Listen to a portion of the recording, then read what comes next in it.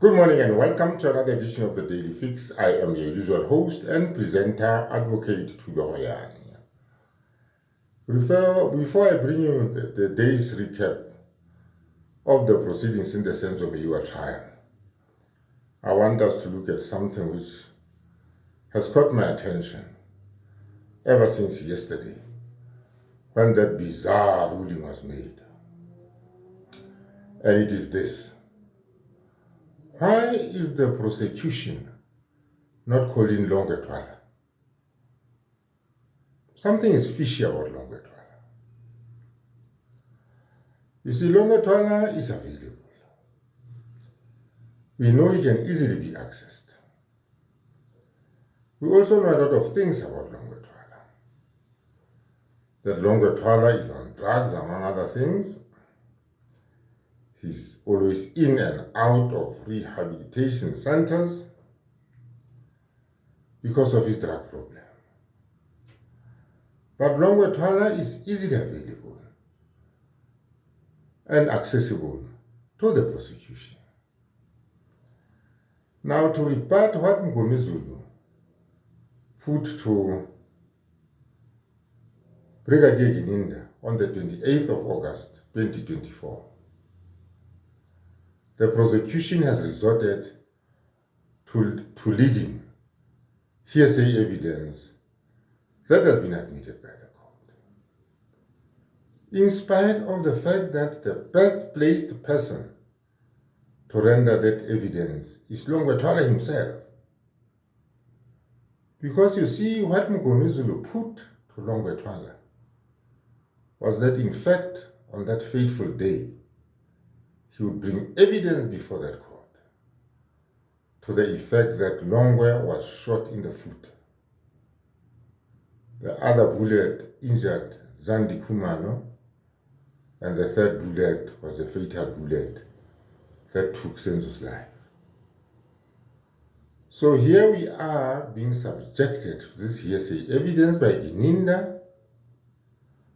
The prosecution goes to the trouble of producing video footage of Longwe to show us how fit, and uninjured Longwe is. And you see, the best way to rebut that evidence by Mngomezulu was to call Longwe. Longwe ought to come before that court to say to that court, I was in the Kumalo house, rather. I was in the Kumalo house on the 26th of October 2014. I never got injured. The story that one of the bullets injured me, it is not true. But no, the prosecution doesn't do that. It would rather resort to hearsay tactics. And unfortunately for them, the judge is always going along with them.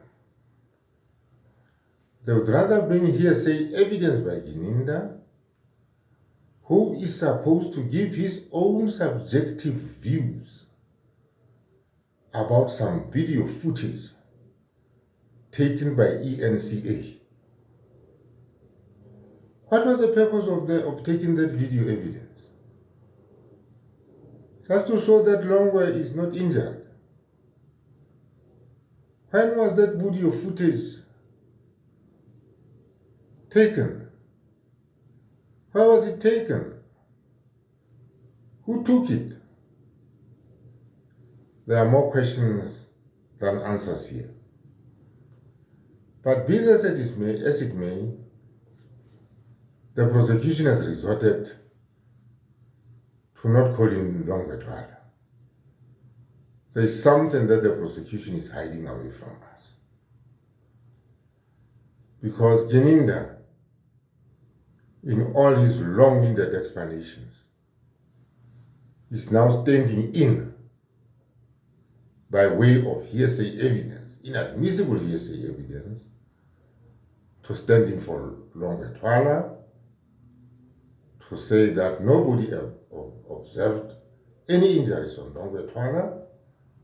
There was no blood in that house that was found. The only blood that was found in that house was Senzo's blood. That the witnesses, the Ngashes, never saw anybody in the form of Longwe Twala injured there. None of the people in the house never made any statements to the effect that Longwe Twala was injured. So on and on it goes. The people at the hospital, the doctors and nurses, none of them observed any injuries on Longwe Twala. So on and on Gininda went. You see, because the floodgates had been opened, and Gininda was enjoying every moment of it. But there's a reason why the prosecution is not calling Longwe Twala. Yesterday morning, Advocate Ms. hinted that, there's probably something which the prosecution knows that we all don't know. That probably Longwe Twala will come before that court and tell the court exactly what happened on that day. That is why they are so scared of getting a witness to testify under oath, like all other witnesses, a witness who is supposed, according to their own narrative, to have been injured during that altercation in the MEYIWA house. But they're not calling that witness. Not at all. Just like they're not calling Kelly Kumalo, to testify about the robbery of the cell phone that was allegedly robbed from her by these intruders. So there's more to it than meets the eye. Something is underway here. Because even if you look at it from a legal point of view, there is what is known as the best evidence rule. In terms of the best evidence rule, Longwe Twala is the person best placed than anybody else to give evidence about what happened in the MEYIWA house, to give evidence about whether he sustained any injuries or not. Like Mkomezulu suggested when he put that allegation to Gininda almost a year ago. The prosecution is running away from Longwe Twala. And we will find out soon enough why the prosecution is running away from Longwe Twala and will not call Longwe Twala, in spite of the fact that he is so readily available. What do you think? Tell me what you think in the comment section. Here's Gininda giving evidence that he knows nothing about. Hearsay evidence. And it is none of his business to be standing in that courtroom, identifying whatever he's identifying on that video footage. And that video footage, I said this morning, is of no consequence. Because remember that Mr. Bailey of ENCA, that will only constitute double hearsay evidence. But my story this time of the day is, why is the prosecution keeping away Longwe from testifying? Think about it. Let me know what you think in the comment section. Please like and subscribe and share these videos. Please don't skip those ads, and have a wonderful, wonderful day.